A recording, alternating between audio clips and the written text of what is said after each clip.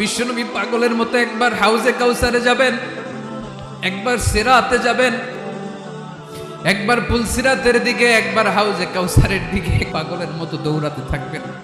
তার কোনো গুনাহগার উম্মত যাতে জাহান্নামে ঢুকে না যায়, সেদিন কেউ সুপারিশ করতে পারবে না বিশ্বনবী ছাড়া।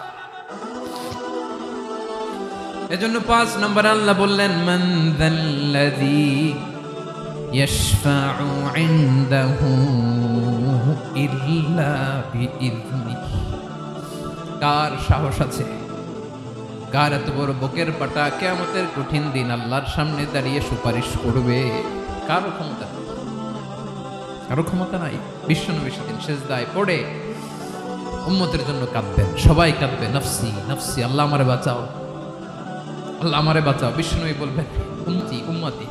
বিশ্বনবী আমার জন্য কাঁদবেন, আপনার জন্য কাঁদবেন, আমাদের জন্য সেদিন কেঁদে কেঁদে জাহান্নামের দরজায় দাঁড়িয়ে আমাদেরকে টেনে টেনে জান্নাতে ঢুকাবেন।